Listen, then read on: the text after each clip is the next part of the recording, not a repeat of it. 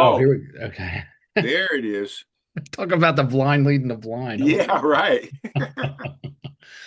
Hello, my name is Bobby Stein, your host of the Motivated Mindset podcast, where I share candid conversations with extraordinary folks from all walks of life to discover just what motivates their mindset. Welcome in and thanks for listening. so hey there, welcome into another episode of the Motivated Mindset podcast, and I trust that wherever you're watching or listening, that you're doing absolutely terrific. And today, I'm pleased to have a return guest, the return of my friend who is an entrepreneur. He's a writer, he's a mentor, storyteller. He's just fantastic in my estimation. I think you'll find the same. He's come back to share some more stories and to encourage everyone who may be seeking to find their right place. So without further delay, let's welcome back into the show, Mr. Ken Robertson. Thanks for tuning in. Ken, how are you, my friend? I'm great. Thank you, Bobby. It's great to see you again. Absolutely. It's my good pleasure. It's great to see you too, Ken. Now, we were going back and forth a little bit via text to set this particular meeting up, and you had sent me a blurb that said it was about trust, and it said Yes. something to the effect that, we trust ourselves getting into the cab, right, to take the ride across town. We trust ourselves on an airplane, yet, so many of us don't trust God that, things are going to work out all right. And I got back to you by saying something like, you know what? I don't fly so good. I'm out of control. And and you said, well, there's a reason. And you said you went for a pilot's license, or what happened with that? Yeah, I think I can razzle dazzle you with my technical abilities here. Watch this. Watch this. Here we Fam- go. Famous last words of a Yeah. redneck, right? Watch this. Hold my Okay. beer. Yeah, hold my beer. Watch this. Now, let's see. This is what I sent you. You see it? No, there it is. Yep, absolutely. Okay, I was close. So you can relax on a bus not knowing the driver. We relax on the plane not knowing the pilot. Why not just relax in life? Because God is in control. Right. So I sent you that, and you said, well, I'm still a very nervous passenger on airplanes, you know. So when we got on today, I said, that's true. I understand that. I'm going to tell you a story about it. But you do get on the airplane. True. So you have that much trust or faith to get on the airplane. It's true. I do. And then you wanted me to tell this story I started telling. So when I started making money, this was about 1984. I lived I was born and raised in Southern California in the San Fernando Valley. And I was well aware of the Van Nuys Airport. And that's the busiest general aviation airport in the world. I did And not I know mean, that. everything is in there, little two-seater Cessnas, all the way up to the C-130s of the Coast Guard and all the celebrity jets and Air Force One had flown in there. I mean, it was an amazing airport. So anyway, I was now living in Valencia, California, and I would drive down, and I had enough money then to start flying lessons. So it's a lot of study. It's real hard, and especially for an ADHD and maybe slightly dyslexic. But I wanted it so badly. I did all the study, and I flew. And a couple of things I want to tell you. One was I took. There's various checks with pilots along the way of your learning before you get your private license, your license. And this one guy, and I just admired this man, he had a crippled arm, so he could not be a corporate pilot, but he loved flying. And he was like a senior pilot at the flight school I went through. And I just admired the guy. He loved flying, but he was disabled in this way. And for example, sometimes you really have to pull back on the yoke, quite a bit. It takes quite a bit of physical force. And he would have to wrap his arm around it and pull with his other arm. And it was, kind of sweet and kind of sad. But I liked the guy and I admired him. And so we were flying and doing one of my check flights. And I said, I don't know if I'm cut out to be a pilot. I don't relax. I always think I'm behind on all the stuff you have to be doing while you're flying and all that. He says, you smoke, don't you? And at that time I was smoking cigarettes. And I said, yes. He says, well, why don't you smoke? I said, because I don't want to be distracted from all these things that I have to be doing. He says, just smoke and relax. So I did. I went up and then I went to the flight surgeon one of the approved ones who could sign off on your ticket, you have to have a medical that backs up your license. Sure. So I went to him and he was an old timer and he was a pilot. And I said, doc, I don't know if I'm cut out to be a pilot. I just can't relax and I'm nervous. I wanted to share all this information and not like tamp it down. And then one day I'd be dead and they'd say, he probably had doubts or something. Like, I'd raise my hand now. Yeah, I'm honest about this. And he said, oh no, you're doing great. He says, it's us old farts that are overconfident. We're the ones who get in trouble. He said, you keep that healthy respect that you have. Yeah. And Bobby, it was a year later, he died. There was they called it Black Sunday at Van Nuys Airport, and 7 people died that weekend. And he was one of them. He had just bought a not a used twin engine out and picked it up in Mojave and was flying it back with, I think, 5 or 6 passengers. Oh boy. And he got in the pattern at Van Nuys Airport and ran out of fuel. Oh boy. And they called it a wing over. It just like stalled like that and it went straight in the ground on the wing. Oh goodness. And it was like he predicted. That's what he had told me. And they say there are old pilots and there are bold pilots, but there are no old, bold pilots. Yeah, it makes perfect sense. He was a victim of what he had told me. And then I had this flight instructor named Nell. She was wonderful.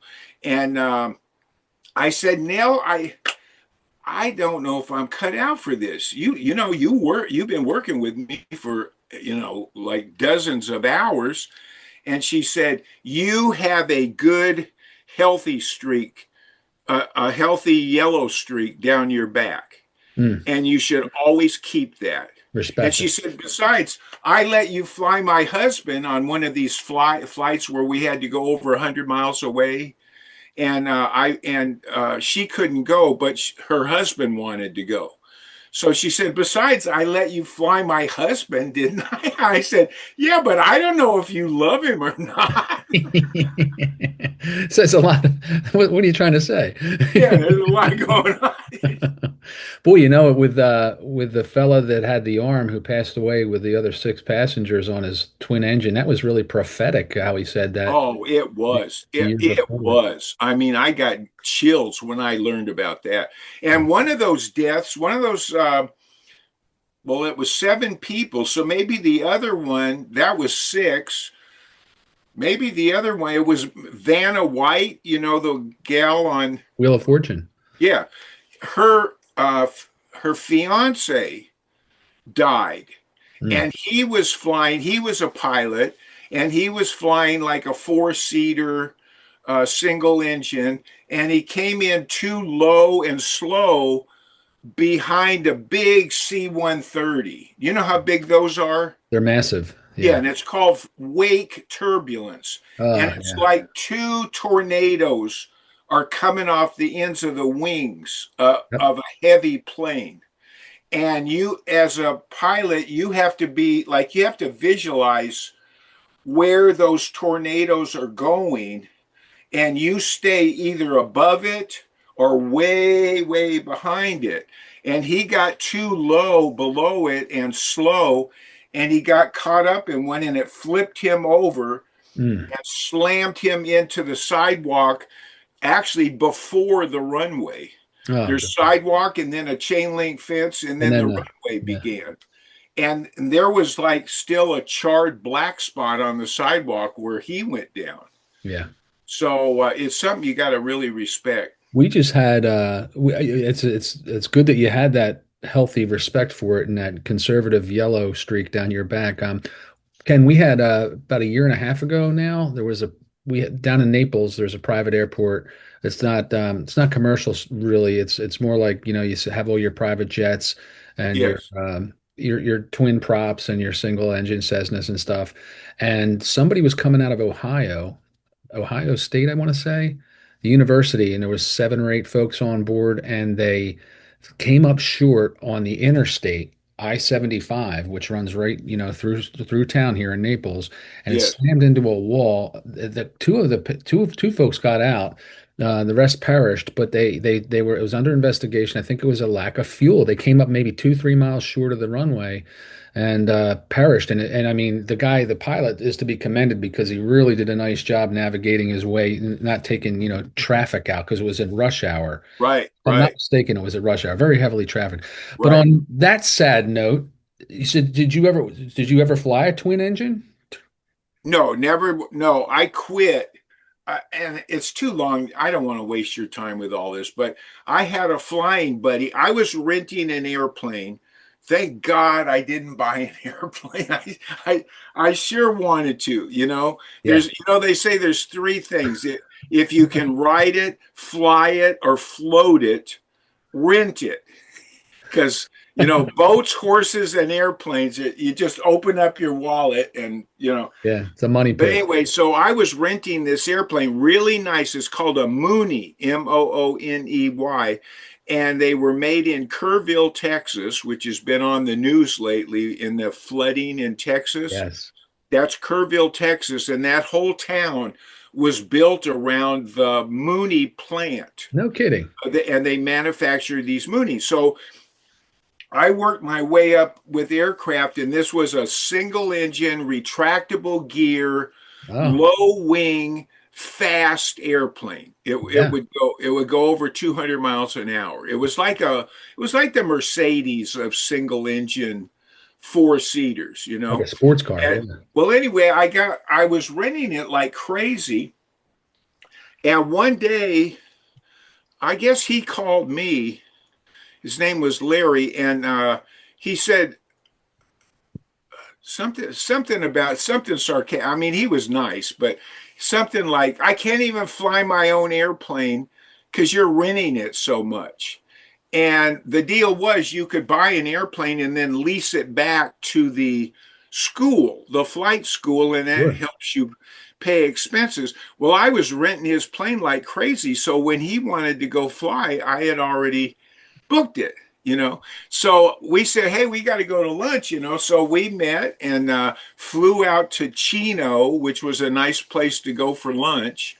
And they had a nice air museum out there. And Larry and I hit it off, and we became fast friends. And I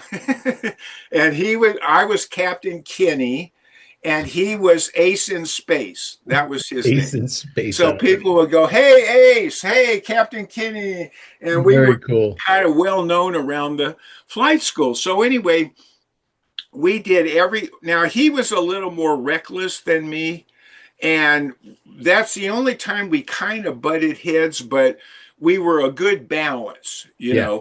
And so we were flying, and we flew every year in October. All the Moonies would fly back to Kerrville, Texas for a homecoming. So it's like all the little Moonies would fly back to where they were born. Not the cult Moonies, right? No, this is not the cult Moonies. No. And this was a German, I think a German guy named Mooney. Gotcha. And I'm so just we'd teasing. fly to this big weekend celebration and barbecue, and you take a tour of the Mooney plant, and it was fun. So he and I flew to this. So we left from Van Nuys and we flew to Tucson, Arizona, and we spent the night there. And then the next day we took off and we flew to Kerrville, Texas. So we arrived at Kerrville. It was just about sunset and it was about 6 o'clock, I think. And we could see the airfield. It's over a whole bunch of pine trees. And the I-10 is running by there. Oh yeah. And I forget our altitude. It wasn't that high. It was maybe 4,000 feet, something like that. Anyway, the engine just quit. Oh. I'll never forget it. I can still remember it. It went pow. I mean, it was a cannon blast, and blue smoke whipped across the windshield, and then dead silence. I'll never forget it. Whoa. So he and I there's a checklist. You're trained properly, and we ran through our checklist. We got on the radio. We explained to people, to anyone in the area, you're broadcasting, we're going down, and then we're looking for a place to go down. And the only place I saw on my side of the plane was a pond, a big, like a small lake. Yeah. Oh crap, I don't want to do that. And Larry said, well, the I-10. Okay, so then we decided we'd land on the I-10, and it was kind of a big curve at that part, and you glide, you've got a glide speed that has been drilled in your head. If your engine quits, there's a perfect glide speed to maintain, so you get the most distance from whatever speed and altitude you are at. Okay. You were at, yeah. So we went down the checklist and then started doing fishtails on the way down, because truckers were coming along not a lot of traffic, but truckers, Well, one trucker, this is all we learned it later. This one trucker there were 2 lanes headed east and 2 lanes headed west, and a big, maybe 50-foot stretch of dirt between, and that's what the I-10 was going through there. Yeah. And thank God there was no cement barrier or fence or anything. It was just plain dirt. Guardrail or yeah, nothing. So this trucker started weaving to keep people, to block his 2 lanes that he was on, to keep people behind him. No kidding. Because he saw what we were doing. So we're descending, and at one point, I mean, there's not a lot of maneuverability when you're gliding in like that. And there were 2 posts, a beam. They call it a beam. They're right across from each other on the I-10. And I'm not kidding you. It says, "Watch for falling rock." And so the wings wouldn't fit through the 2 signs. So the left wing, and this was all by the grace of God, all of this. The left wing hit the left sign, and that spun us sideways. Sure. And then we had our gear down. It's retractable gear, but it slammed us into that dirt strip. But at least we made it to land, relatively gently, and it shoved the gear back up. And, relatively gently, and it shoved the gear back up into the plane. Unreal. And we skidded. It was like the shortest landing ever, because we skidded to a stop and then unplugged our headsets and jumped out of that plane. In fact, I think Larry forgot to unplug his headset. He just jumped. He's running down the highway with it ripped out, So, oh my gosh. And then so we stayed there. But here's what got me. I was like an anal retentive pilot. I did everything, double checked, triple checked, overboard, all of that. And when it finally came down to it, because, and I'm a little disgusted with the FAA or the NTSB, because no one was killed or injured, they said it was pilot error. Well, there was no way that was pilot error. Right. It threw a rod. The motor went, yeah, a Yeah, rod. it threw a rod, which means it lost oil. Yeah. Well, we had a picture in Tucson, Bobby, at the FBO there where we filled with fuel. And Larry, I don't know why he took this picture, but my hand was in the cowling checking the dipstick. I mean, so we had proof. Yeah, documentation. There was up. oil when we started, and yet they just swept it away. And it was kind of messy. Larry had to actually sue me as the pilot, pilot in control, so his insurance would pay for it. Right. And it was, it's fun how it's after that. So after that, I thought I go overboard. I'm concerned. I'm nervous about it. I'm anal retentive. So I flew 3 more times, just like they say, get back on a horse. Back on a horse. Yeah. So I flew 3 more times just so I wouldn't be running away like a little girl, Yeah. And then I hung it up. Yeah. And after that, I chartered jets. So, well, a couple of things I want to talk to you, just ask you about quickly. So, did things when you were coming down in that literally the 11th hour and the 2 beams are side by side and you're approaching that dirt strip, did things seem to slow down in time in terms of time in your mind's eye? Everything slowed down, and we were not panicked. So you were cool, and so it's funny how your resources kind of kick into overdrive. So yes, all that training kicked in, and we ran down our checklist. We talked things out loud, and there was no panic involved. Thank goodness. I understand that if we had panicked, we might have just thrown our hands up and said, whatever happens, happens. Absolutely. In fact, when we got back to the hotel, we saw the plane go by on a flatbed truck. And they were taking it back to the factory.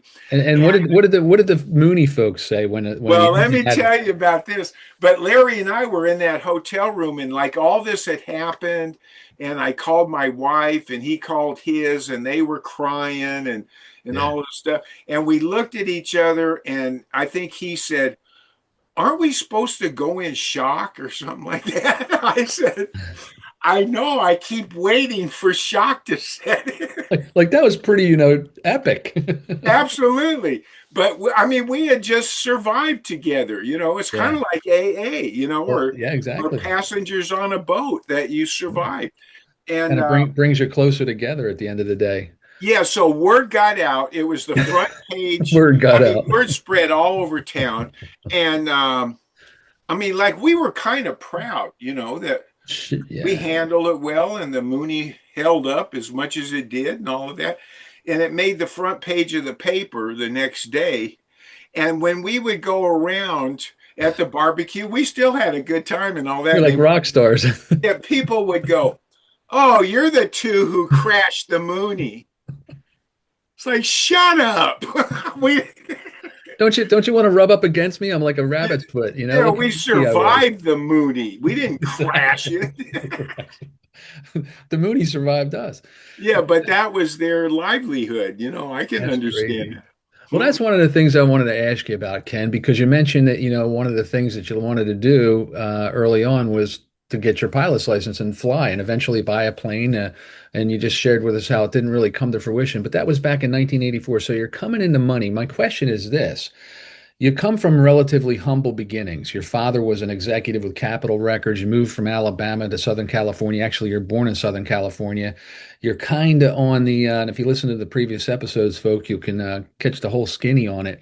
But my question is this, is that when you started to come into money, Um, did it kind of like affect you or your values at the core? I mean, did you notice the difference? Because you had made a comment early on where you said your son was renting jets, private jets, to get you around to these seminars, and you were kind of like, "Listen, I come from smaller means. Can we afford this?" And your son essentially said, "We can't afford not to." Right, Did right. money change you in any regard? It seems to me like you're a really humble, transparent individual. I can't see it, or did it? Well, I got uh, more, and this is wrong to say, but it's true. I became more peaceful because I had all my whole life was just that knot of fear in my gut that I told you about. I was always running on fear, like, where's the next dollar coming from? What am I going to do? How will I ever find? My dad called it your right place, like you mentioned. And finally, when it started happening, I mean, we did splurge a little bit. Like flying was, I mean, that's really expensive. Yeah, And I never did even add it up, all that I spent, but I probably better off not. probably made me sick. But it was something I always wanted to do. And I'll tell you, the like splurging, the first thing my wife wanted a Jaguar. Well, first of all, we bought our first home and it was brand new and we bought it. And it was a brand new neighborhood going up in Valencia. And it was a beautiful neighborhood. They called them paseos, which are paths. So the kids could go to school, they could go to the shopping, they could go to playgrounds, they go to the ballpark with never crossing a street. You could take these paseos. It was a beautiful, beautiful place to grow up. And I paid that house off cash within 1 year. Oof. And I never would, I hated being in debt, all those years. I mean, going up, it got to the point where my wife would say, look, let me take the calls. So when the sheriff 76 would call, you owe money, she would handle them because it was just getting to me so much. And that's what I came from. So now we were paying cash, and I did splurge. I bought a presidential Rolex, I think for $8,500. And I think that's an investment. I think it's probably worth a lot more It today. is. Yeah. And my wife wanted a Jaguar, and she had a Volvo. And I said, well, your Volvo's real safe and all that. And she got me good. She says, rich men buy their wives Jaguars. that's, Sucker. that's all it took. So my son and I went down to Hollywood Sports Cars and bought her a Jaguar. Yeah. And so I always believed in owning your own home. And then by this time I had a lawyer, and he was a tax attorney as well. Like an accountant. And they would say, like, you're foolish not to have a mortgage because of all the write-offs on your interest payments. And I said, I guess, I mean, the tax code is ridiculous, and I don't believe in it. I was what you call a patriot back in those days, like a tax rebel. Yeah. And I went to, do you remember Irwin Schiff?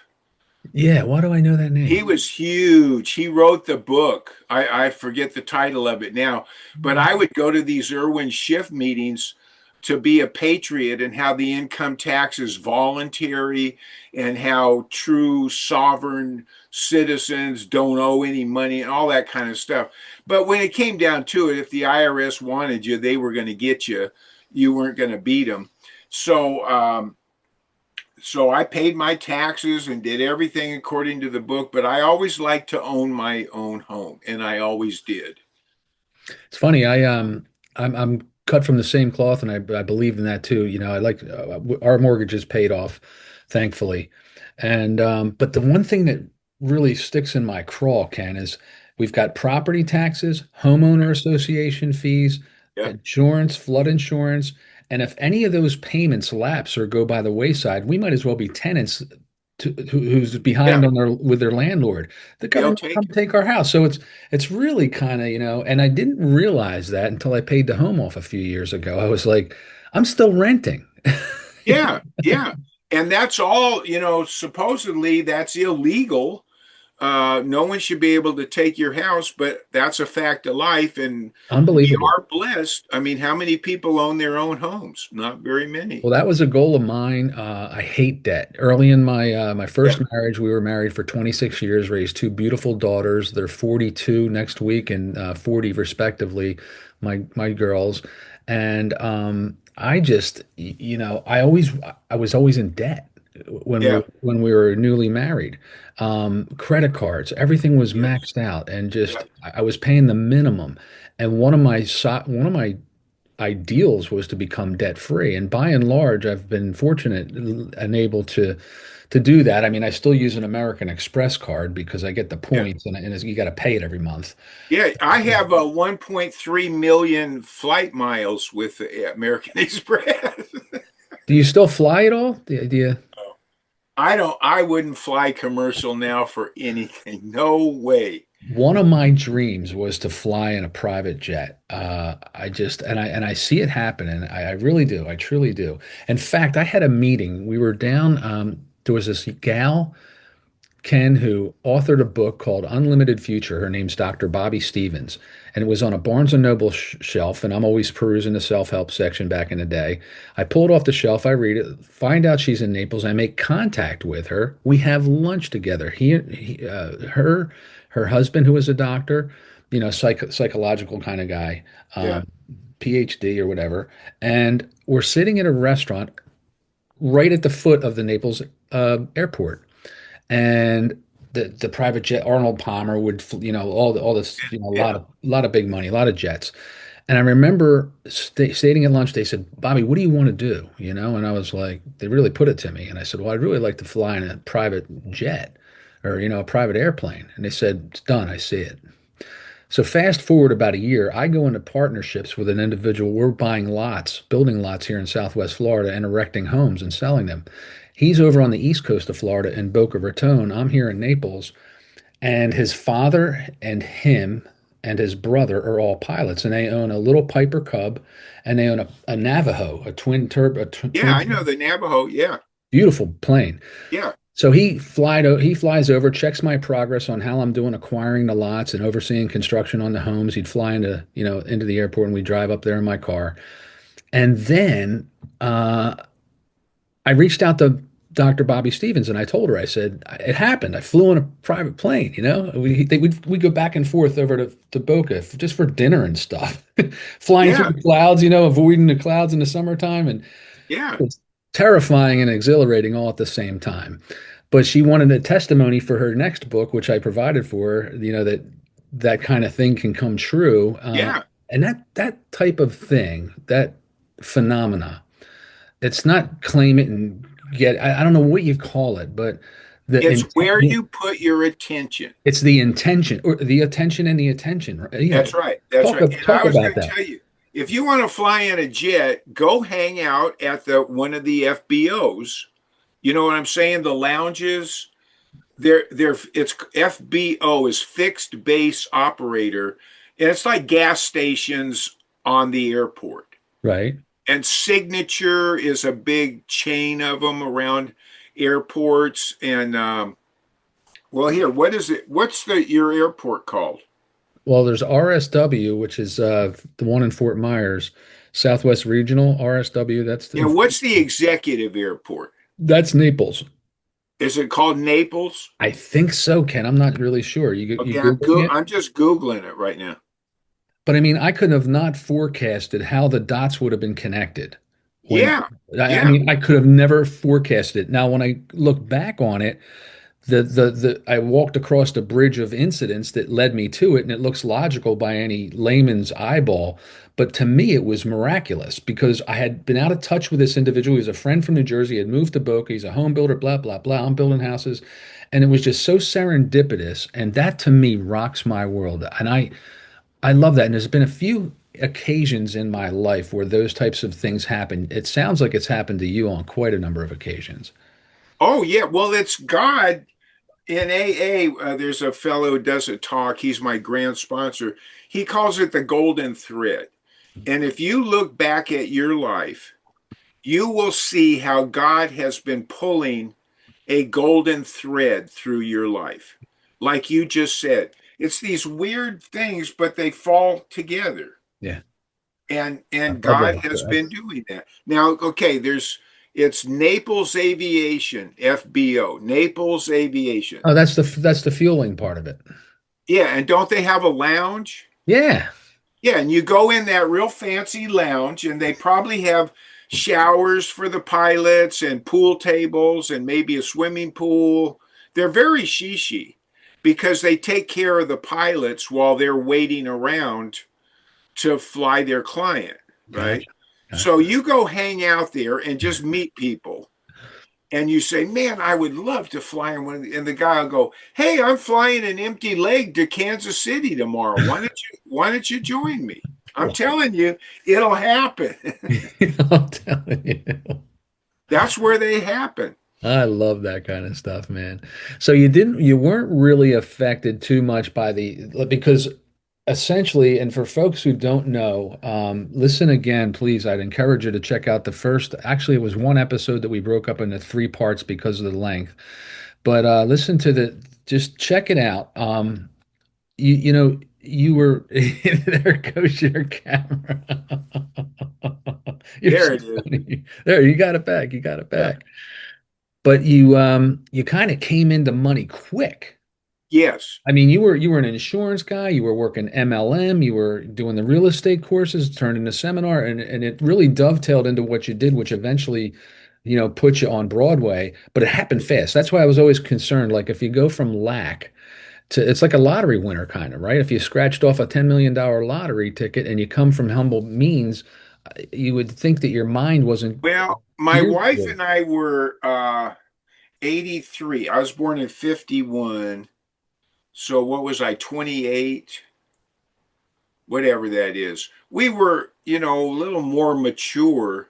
It wasn't like, like you said, winning the lottery when you're 22 or anything like that, and Well, we had two kids and we were just more mature, I guess you could say. Well, I know there's statistically, we watch that show, My Lottery Dream Home.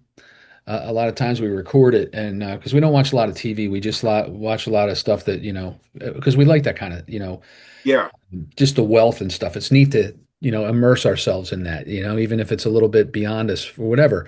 That is statistically, when lottery winners, regardless of their age, you get some folks that are in their 40s, 50s, 60s that would hit it big. And because that thermostat is set at a, X amount per year, and then that income exceeds it, they do everything subconsciously to sabotage it to bring it back down. So they squander it, they lose it, they whatever. And that's why I find it intriguing that you had the wherewithal and the mindset to, Well, hang you're on to you're it. right. You're right. I really, because I used to talk at seminars about people who won the lottery, and there was some article that came out about that time, I think in USA Today or something, about most lottery winners are worse off Yes. after the win than before, Yeah. because for what you say, they're not mature and they just blow it. And I just thought of something. I made a connection. I heard Ringo Starr was talking about meeting Elvis for the first time when the four Beatles went over to Elvis's home in L.A. And uh, he said when we left, we really kind of felt sorry for him because excuse me, he he was all alone and had all these people around him telling him what to do Yeah. and all of that. And Ringo said, at least we had all those people around us telling us what to do, but we had the four of us and we were like brothers. Like support staff. Yeah. Yes. And he said, for that reason, we kind of felt sorry for Elvis. Well, you look at the major stars, right? Michael Jackson, Prince, Tom Petty. Um, they they live in insulated. They're so talented, so gifted, and fame is fickle. I would never wished or desire to be famous, Ken. Honest to God, I think it's kind of runs congruent with selling your soul because Yes. careful what you wish for, right? I mean, Elvis Yeah. couldn't even leave his hotel building. He'd be mobbed, and what kind of peace is that? And then a lot of premature deaths with Yeah. medication and stuff like that. It's Well, very Elvis was sad. premature. What was he, 42? 42, right? You know who's successful? And he's in AA, by the way, Anthony Hopkins. Oh, is he really? And he is rich and he is famous. He's And I grounded. saw him in an interview, and he said, I have no problem with fame. I can go alone to a restaurant or walk down the street. He said, people just don't. Well, he's not that Well, he's elevated. not. Elvis had that chiseled Yeah, I mean, wall and Elvis and the Beatles yeah, can't do that, no. but Anthony Hopkins, in his sense, had fame and has fortune, but no one really bothers him. Well, I So, guess, yeah, I guess so. And yeah. he does have fame and fortune. Did you ever see the movie? You're a movie guy, Ken. The one that he gets stranded in like Alaska or Canada or something. Oh, And The Edge. That is Edge, beautiful. and That is a spiritual movie. I'm glad you mentioned it. Yes, Anthony Hopkins and Alec Baldwin, that's the other guy. Couldn't think of the and name. that the good-looking model Yes. gal, she was in it. And at the end, his last line was, they said, "How did everyone die?" or something like that. And he said, "What was it? They died saving me." Mhm. Do you remember that line? I don't recall it. I just I remember think what he meant was he watched them panic and go crazy and all they of that. all And lost their that's what stuff. kept him alive. Yeah. They lost their stuff. He was so cool and calculated. He would Yes. pull out his watch and like, make a compass out of it Yes. and Yes. bear attacks and yeah, I love that kind of stuff, man. I just go over the moon for it. But I'm intrigued with that whole the whole thing where the fame they kind of get imprisoned and you Yeah. live yourself in a fishbowl and not to get too woo woo, but I mean, this is just a temporary ride we're on, Ken. Right. I Yeah. mean, why, who was I? I was watching a near-death experience last night, and it was by it was, and it's always a good one when I forget the acronym that they use, ISDMA or something. It's That's AIANDS or A something like that. It's something the one, association. Yeah. IANDS, I think. yeah, it's the one where I think we spoke earlier about in one of our episodes with Moody, and he was Yes. doing that. So I know it's kind of because a lot of them you kind of want to believe it, but you don't know they may be suspect. But he said that he was driving over a mountain in Colorado. He worked on one side of the mountain, lived on the other side of the mountain, went through his life story briefly to get to this point. He comes up over a crest, he hits black ice, skids around, and he dies. And he says as he's going off and as he's floating off, he said, I had so many issues with my factory and my work and my day to day and my business. And all he felt was relief. It was inconsequential, did not mean a hill of beans, yet it Right. was epic and paramount in his experience when he was on Yes. this side. When he Yes. crossed over, he was just like, for who? For what? That's the whole thing. And so we strive so hard and we strive and we look to achieve and all this kind of stuff. And I try to take the perspective of it is a temporary ride and make the most of it. I'm not going to discount it. I'm grateful and blessed. But boy, when it's the legacy I'm leaving. Was I Yeah. was I a Well, that jerk was off to that. the clerk at the grocery store? Was I a creep in traffic? I just try and really that's magnified now in my Yeah, that's nothing. That's what Vernon Howard said. Life is not a race to win. It's a school for our higher education. yep. And Dr. Richard Schultz is an herbalist that I've been following. He's down in Miami, I think, but he's out. His company is in Newport Beach, California, or Okay. Marina Del Rey. And I've been following him since the 80s. And he has treated, tens of thousands of people. And one time in an interview, he was talking about people on their deathbeds. He said, I've seen thousands of people on their deathbed, and they never say, "Oh, I wish I'd have worked more." He said, what they usually say is, "I wish I'd have had more sex."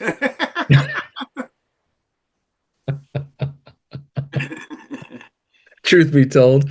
Yeah, yeah. Yeah, you never see a U-Haul behind a hearse. A hearse. That's right. We say that in AA a lot. Yeah, Yeah. that's right. Well, where I am speaking with Mr. Ken Roberts, and you can reach Ken by via email. He'd be glad to hear from you. His email address, and I'll put it up on the bottom of the video here. Oh, you know what? I Yeah. meant to do that before we got on. What's that? I'm going to put my email here. Well, I can do it when we do it. You can do it as well, but it's for Ken the Road. Pretty clever, right? The number four, KENTHEROAD at gmail.com. Reach out to Ken if you've got any questions. You just want to correspond, say hello. Ken's a very gracious individual. He'd be happy to get back to you as he did with me, and I'm very undeserving. So it's all No, good. you do a great show and a great job. I Uh, appreciate this, Bobby. well, you're making it easy. That's for darn sure.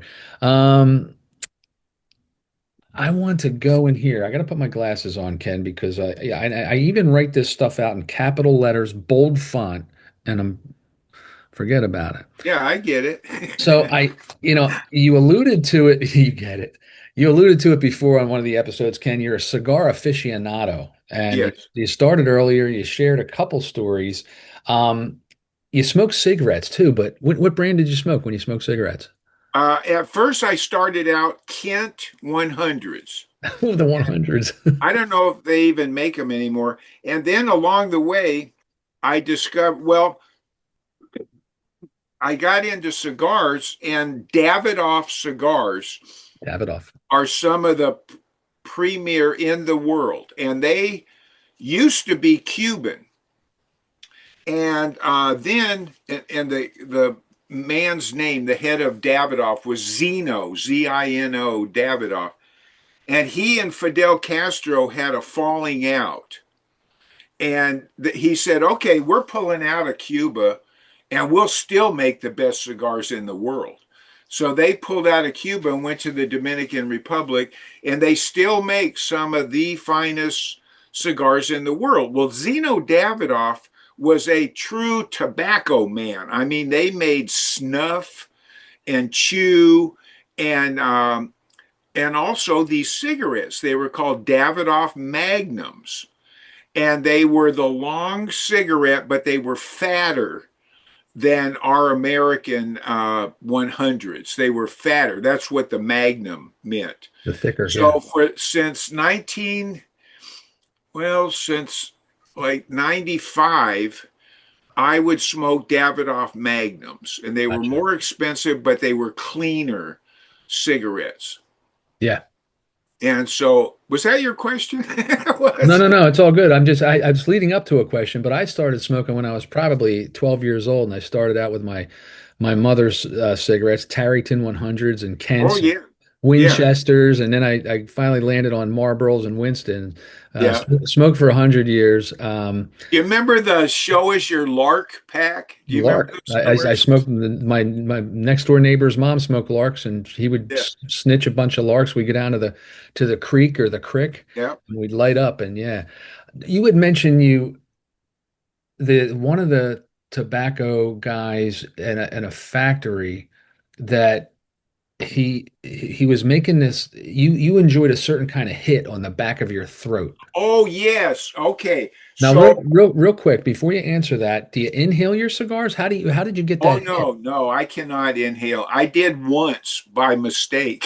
See, that's I inhale them, and I caught COVID-19. I got double lung pneumonia, Oh and I man, was in really bad shape, and I haven't smoked them since. But I would inhale them because it I just like the cannot. cigarette. Although I met a kid in a kid, he's in his 40s, and I said where he would smoke a pipe. And I've never been able. I've tried, but I'm too nervous or whatever I am, and I couldn't smoke a pipe. because I would puff too much and it would get hot. And when it gets hot, it kind of burns your tongue. But Yeah. anyway, I love watching a pipe smoker, and he would smoke a pipe. And then I saw him after a while of not seeing him, and I said, "Where's your pipe?" And he said, "I quit it. I quit." I said, "Why?"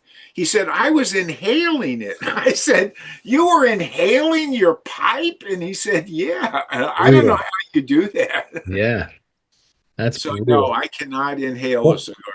but when you're taking a puff on that cigar, how do you experience on the back of your throat? That's usually a function of Well, inhaling it.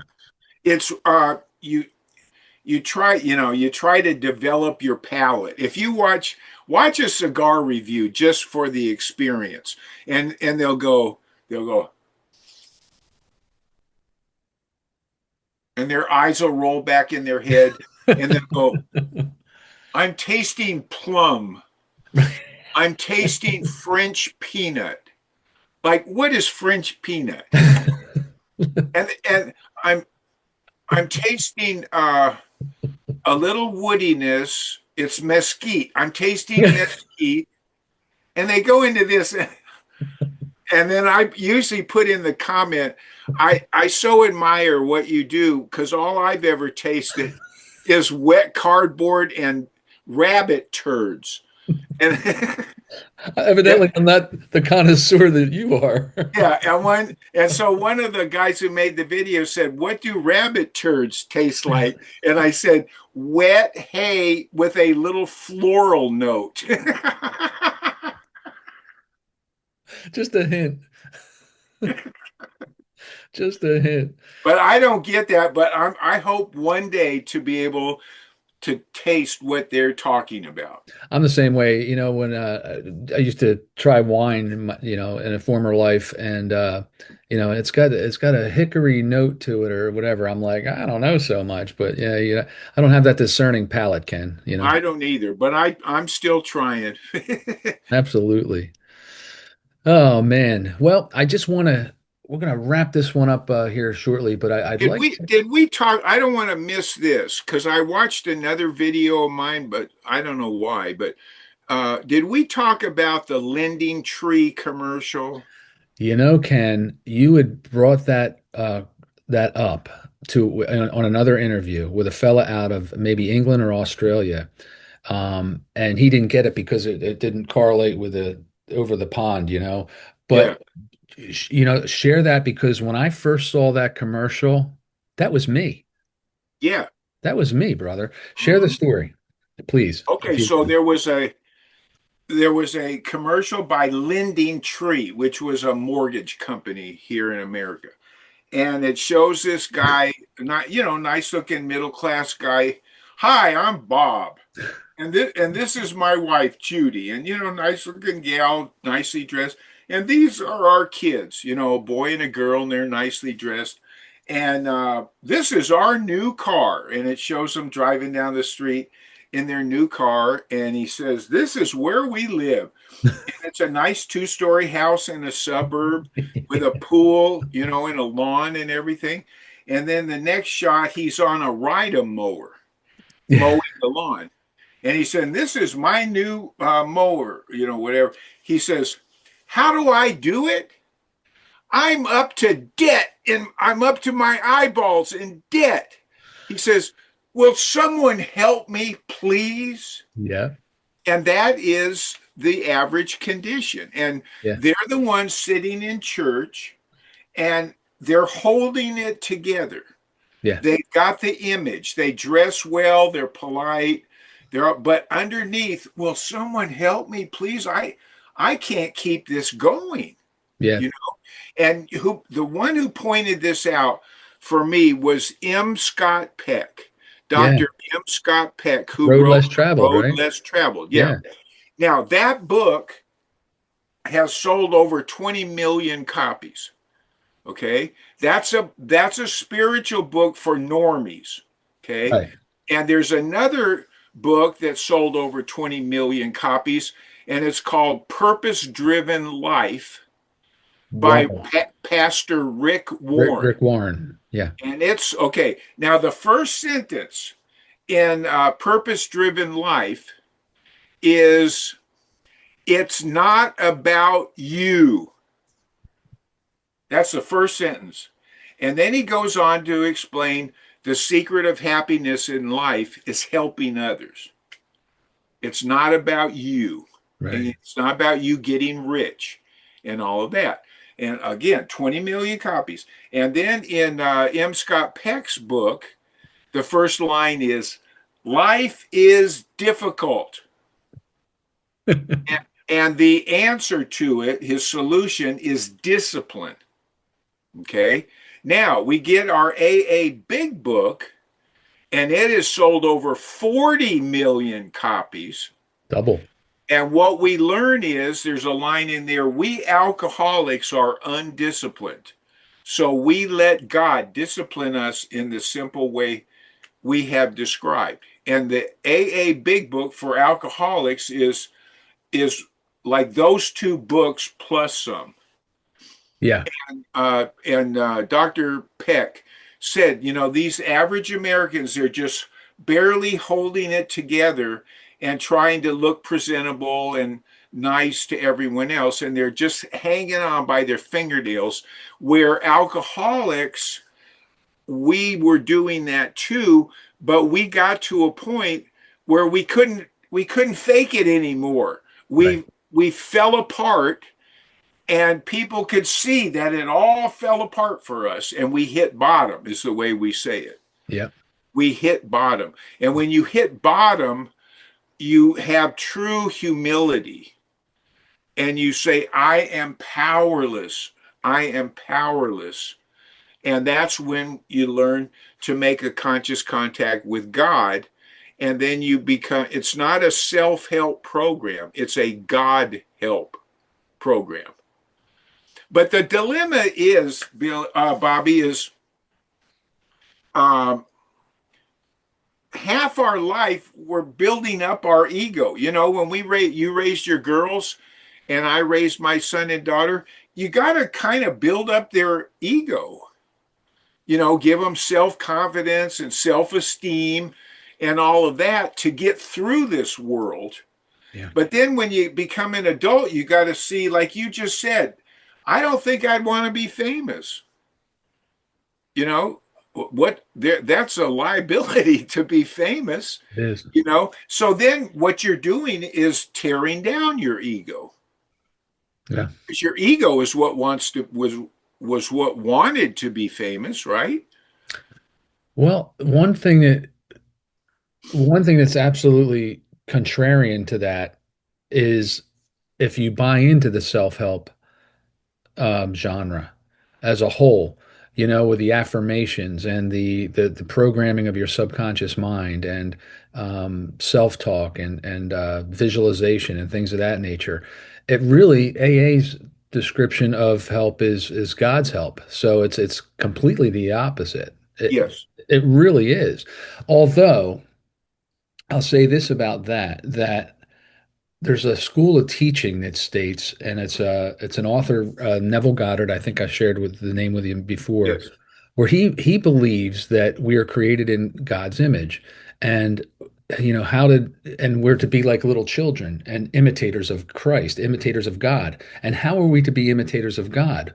Well, God created. He created something out of nothing. He spoke it into existence, and essentially, he says our imagination is the vehicle that is truly God. And if we can immerse ourselves in, see it and feel it and live the end from the beginning as though we are already arrived and experiencing the whatever it is we may want, health, better Yeah. sex life, wealth, or whatever, that we will, by assuming the wish fulfilled, we will eventually walk over that bridge of incidents that will lead to it. So it's kind of like a weird dichotomy because I definitely hear where you're coming from with you have to be broken and shatter that ego and start from ground zero in order to be built back up again. But I don't think that we're completely powerless by the same token. I think that, we were born, we're the only creature on the planet that I know of that has the wherewithal to exercise free will and make a choice and exercise that creativity. What are your thoughts on that? Well, what you're saying is true, and we were created by God, so we have at least a seed of God in us, Exactly. right? And God's nature, so therefore our nature is much like God's nature. And that's when we learn to not control, but understand our thoughts and realize that we do create, thoughts create, like in the Bible, in the beginning was the Word, and The the Word word. was God. Okay. So it makes sense that I should think about things that are pleasant and that I want or that I need, rather than, like in the Bible, it says, it says, uh, oh, what's the fear quote? That which I feared the most Oh, came to pass. Job Job. has come That which upon me. that which I feared the most came to pass. So if you put your attention on being sick and all the bad things that can happen and all of that, that's what you're going to get. And then Paul says, I set before you life and death. I suggest that you choose life, and Yes, he yes, says, think on these things, whatever is good, you know, uh, yes. you know, And Jesus said, resist not evil. right, that resistance. Yeah, yeah. You create Wonderful it stuff. when you resist it. Yeah. So, okay. So, what you and I are saying here, there is kind of a dichotomy. Part of it is the ego, but like Doc Hawkins used to say, is do not vilify your ego. It's not your enemy. I said last time to you, your ego is not your Not your amigo, but don't vilify it. He says your ego is what's kept you alive up to this point. You wouldn't be alive without your ego. But now you understand it out of existence. And you've already, you've begun, Bobby, because you said, I don't think I'd really want fame. I mean, that's spiritual progress. Yeah. And then Doc Hawkins, one time he was up at the board pointing, and he stopped and he turned around and he says, you know what? It's hard to be human. It is. And every one of us in the audience went, yeah, it's hard. It's hard to Yeah. be human. He says, you know why? Because we have to make decisions moment by moment, by moment, by moment, by moment, by moment. Constantly, we're making decisions, this or that, this or that. And that's what Emmett Fox gets into so well about, your thoughts and how the thought process works, and what he calls scientific prayer. Yeah, I appreciate his teachings Yeah, yeah, and the golden key that you shared with everybody last yeah. episode. Did I add you to that daily Emmett Fox reading? No, you need to do that if you haven't. Okay, because I send out, a friend of mine in AA sends it out every day, and then I turn around and send it to 30 or 40 people That'd be helpful. every day. I'll put you on the list. In fact, well, I won't do it now and waste your time, but No, you're let not me. wasting my time. But yeah, I think I think that ego is definitely necessary to get you through. We're constantly scanning our environment, right, Ken? I mean, and making those decisions. But that's I like the trying to articulate it. I like the hands off the wheel, if that makes sense, a little bit more. In other words, it's more mysterious, it's more fun, it's more miraculous when things come It to is. It when they come is. when things come to fruition that you could not have forecasted. That blows my mind. I love Yeah. that. Now, I'll do everything in my power to keep things on course, or at least to get the inertia to get the ball rolling, right? But after it gets rolling, I like to keep my eyes open. You never know. We never know who we're going to run into. We never know what conversation's going to spark. That to me is unreal. And Yeah. and the more that something fills my consciousness or my imagination and my mind, the more it gravitates, the more circumstances, things, people, places, and things come to my assistance and my aid on behalf of that vision.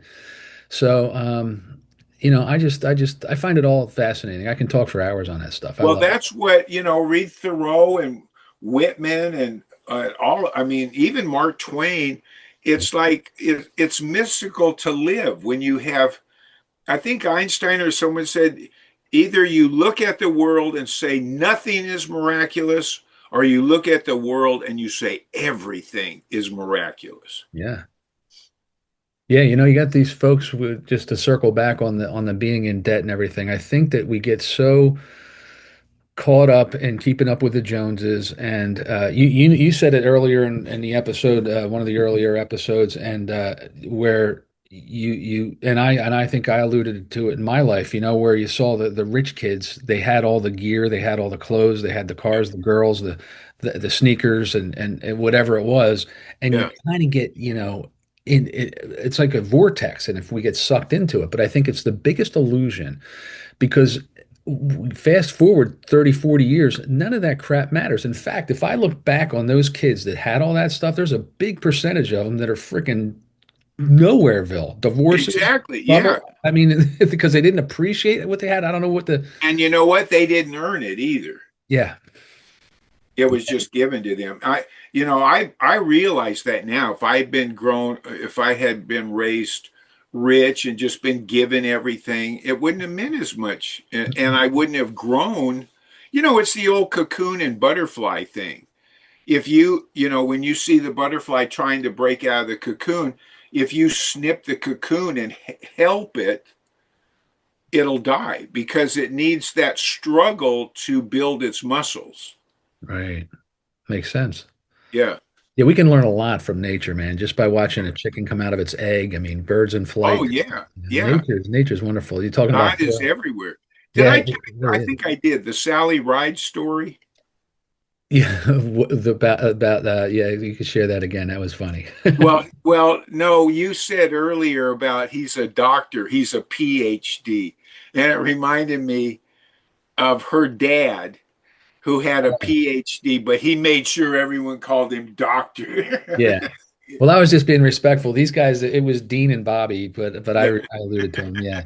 But yeah, that's so funny. That was a great story. I did share that with my wife about how you were you could never make any headway with her, and then you've I come to couldn't find out. impress. I couldn't impress Sally. But let me tell you a follow up to that story. So, my dad, the the older I get, the more I appreciate him. And he died in Oh, isn't that '88. the truth? And I don't know how he did it, Bobby. I don't know how he did it. But anyway, he was a wonderful man. He was not caught up in the world. He was in and among I told you about, didn't I, to go see John Wayne one day. I mean, he knew everybody. Gene Autry. I mean, he knew everybody. So one day after church, we had social hour. Okay. And that's where you go out and have donuts and cookies and coffee, right? So we're out milling about on the lawn outside church, and Dale Ride, Sally Ride's dad, was walking by. And my dad went, over hill, over Dale. And Dale walks over and he says, I thought that was your loud mouth.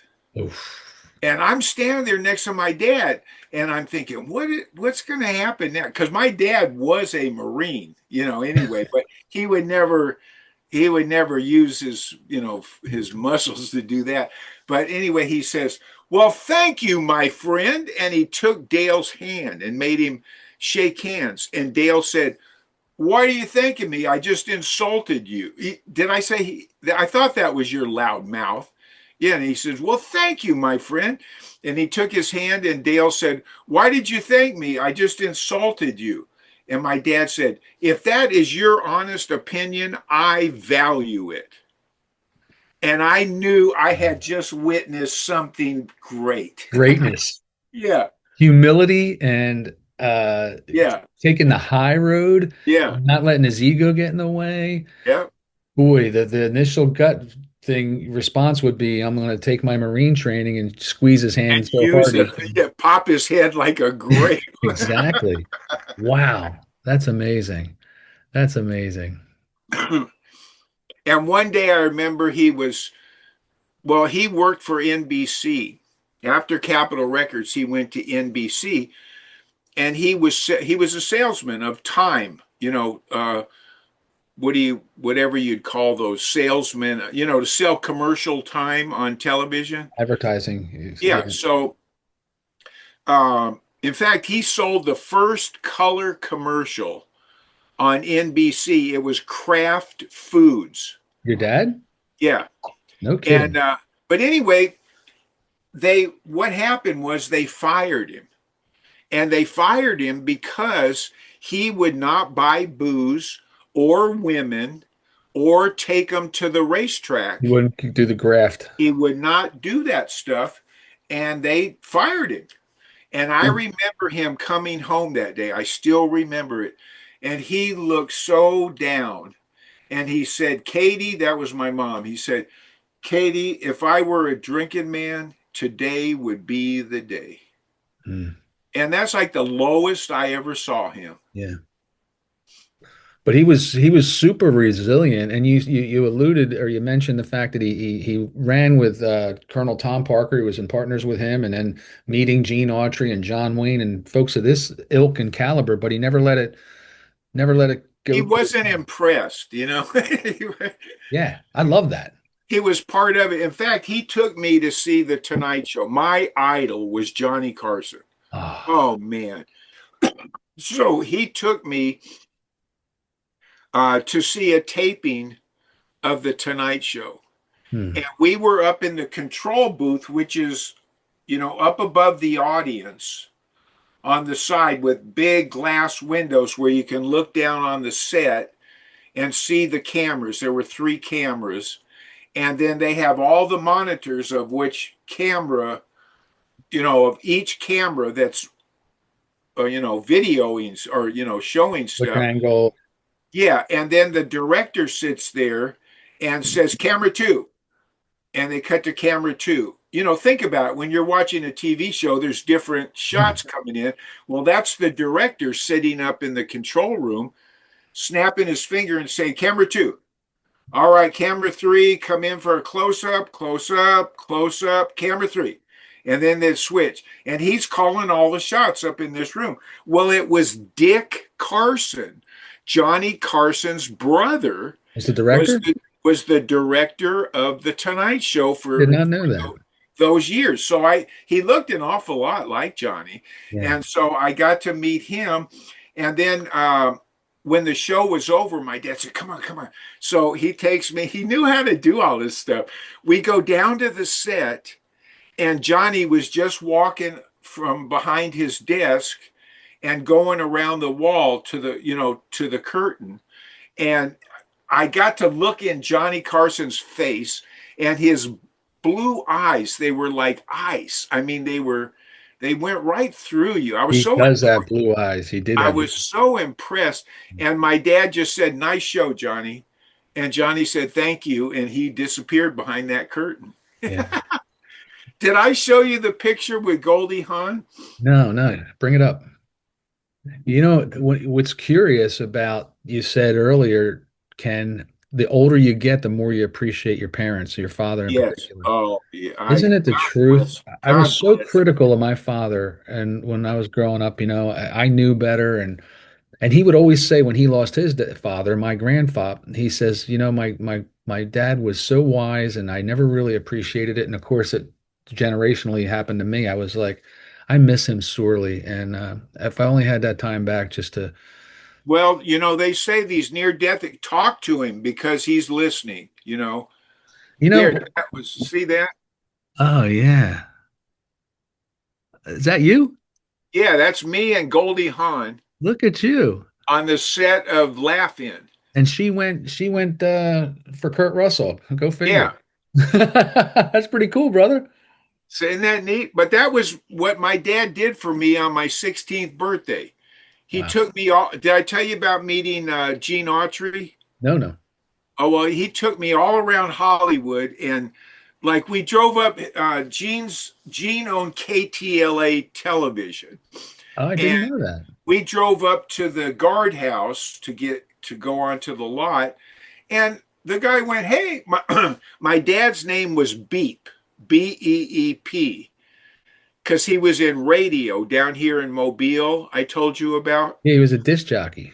Yeah, and when the national network would kick in, all the local stations would be cut off, and they would give you a beep. The national would give you a beep, and if you weren't off by the beep, you just got cut off. Right. Okay, so he had a record of always being off by the beep, Deep. never getting cut off, and he got this nickname Beep. And he had a fan club called the Beep Club, and he would go like this, beep beep. So that's how he was known. And we drove up to the guardhouse at KTLA, and the guard goes, "Hey, Beep, come on in." I mean, everyone knew him. I He's a don't know. rock star. How Yeah. did he know that guy? I mean, I don't know. So we go in, Yeah. we walk in. It looked like the White House. It was like a mini White House, is what the KTLA offices look like. And we walked in there, and there was a gal, and he says, "We're here to see Gene." And she said, "Oh, go on up." So I'm just going along with him. We go upstairs, we go into Gene's office. He's not in there. It was a magnificent office. Had this big desk and these two leather chairs where guests would sit, in front of it. Yeah. But between the two leather chairs, there was a wooden hobby horse with this gorgeous silver saddle. It was a horse saddle, but decorated with silver, like a parade saddle. Wow. Just gorgeous. You could smell the leather. And then off of his office, he had a dining room. And my dad said, "This is his dining room. He has a chef here all the time because he doesn't like wasting time going out to a restaurant when he's having a business lunch. So they all just have it here." Well, that impressed me so Oh, much. So goodness. Absolutely. How cool is that? Wonderful. I built a beautiful two-story office building for myself when I was up in Grants Pass. And I had the dining room and a chef. And, and I would have dinner every night with 8 of the folks who worked for me. Wow. And I had over 200 people. So every night we'd do 8 people. Wow. That's how I'd go through and have I wish dinner, I could have worked for you, man. That would had dinner with everyone who worked for me. It was fantastic. the unique quality about your father and my dad, not to that degree, obviously, but with the renown and the celebrity, he would drive his car down this main street in this little town where we grew up, and everybody would wave to him. He knew everybody by name. They knew when he passed away, Ken, his funeral, the amount of people that were there and just were gushing and there was a bar. It was called Merrick's Cafe, the Humeville Inn, and they had a picture on the wall of a gal in a little tub like Ellie Mae from the Beverly Hillbillies, and she had Yeah. blonde hair with the pigtails, the blue eyes, and she's in this tub scrubbing her black. It's real risque with the feet. It's a bar, right? And I'm a kid. I'm going in there with my grandfather and my father. Years later, my present wife and I go in there, and I say, "Babe, this is where I used to go with my grandfather and my father for lunch." The barmaid's standing there, and she says, "I says, my name's Bobby Stein." She said, "I said, Bob Stein was my father. Did you know him?" She says, "Oh, Bobby. They used to call him Bobby. He was just so, over the top and all." She was elderly, and my wife made a comment, said, "Boy, he really made an impression." And I went over to the painting, and I said, "Is that for sale?" Yeah. I took a snapshot with my iPhone, and I've got it, but it wasn't for sale. But just those, the things that the takeaways, I think you and I could learn a lot from our dads. Yes. Yes. I mean, My dad's motto was, he said, "Ken, Stick your hand out, start walking, and pretty soon somebody will shake it. That was his way. And that was your dad's way. How could he have known all those people in that town Unbelievable. if that Unbelievable. wasn't his way? He had a glass shop, we cut glass mirrors, storefronts, Yeah, tabletops, mirror walls, auto glass. His father started it back in 47, and he would open on Saturdays, my dad. And for the 3 years prior to his death, I was down in Florida, and I would call him every Saturday and just to hear his voice. And he'd always tell the same old stories and stuff, but he would open and he would get, it was all cash for him on Saturdays, right? Nobody was around. So he'd cut a jalousie slat window replacement or fix a screen for somebody in the neighborhood, and they'd give him yeah. $5. And he'd hide money everywhere in his wallet. He says, "Kid, this is my egg and beer money." But he was just a fantastic guy. It sounds like your Yeah, pop was amazing too. yeah. Yeah. Well, that's funny you said that because, and I did a video on my YouTube channel. Says call your mom and dad every Sunday. I saw that. I did that for many, many, many years, I and saw that. Yeah. I've always shared that with friends, and three of them came back and said, "I am so glad you told me." I started doing that, like you said, and my mom died or my dad died, and I am so grateful you had me do that. It's amazing. It's amazing tribute. It's a good habit. I encourage anybody Yeah, who still has their folks still walking the planet and the face of the earth to do such a thing. After I lost my father, I was a Saturday morning wouldn't go by for years where I wouldn't feel compelled habitually to pick up the phone and call him right, to right. find out about his egg and beer money. So I did that with my stepfather, and I lost him 2 years ago in September. And now his widow, who, we weren't really, really close, but nonetheless, I text and I call, and Good, she is so good. appreciative. And I think, to transcend fame and money and wealth and all that kind of stuff, I think Vernon Howard had it knocked out of the park when he said it's a sphere or a realm to learn in. It's a school, and Yeah, we all have the propensity to be kind, and the daily temptation through all of the rituals and the obligations that we're, forced into, or we have to, we're just obliged. I think we get jaded and we get calloused, and yeah. We get caught up, and you feel like you have to protect your, guard. But exactly. talking about that golden thread and you saying how you just love how pieces fit together and it's serendipitous and all that. In many of those near death experience videos I've watched, I love them. in the Bible, it says, and they refer to that in the Bible, it says, God knows every hair on your head. Yep, We've heard that. And they absolutely. said that's what they learned when they crossed over. And one woman said, "It's true. God knows every hair on our head." And she said, He knows every grain of sand Every on star in the every sky. Yeah, beach. Yeah. yeah. And that's how He pulls the golden thread. Because, somewhere it says God knows what we need before we realize what we need. Before we even speak it or think it. Yes, yes, Yeah, I think it's just miraculous. It's just utterly, utterly miraculous. That the other thing too is that, and I always had this inkling, Ken, when I was a youngster. I always thought I had heard something when I was a youngster, like preteen, that everything is recorded, and yes, and I yes, yes. that kind of stuck with me. And then I watched an NDE, and they said, that everything is recorded, and it really gives you pause for thought. Like if anybody were to get a glimpse in the side of my rabbit hole nest egg of a brain, Right. or the darkest part of my soul, things that I haven't even confessed, that they would think that I'd be, Locked, abandoned from locked society. up. Yeah.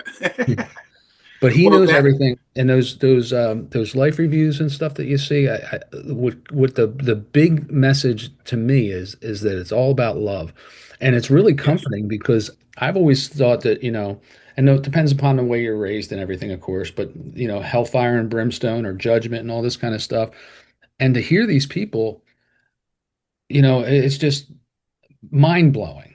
It the is. Well, experiences. that's what Doc Hawkins did, Bobby.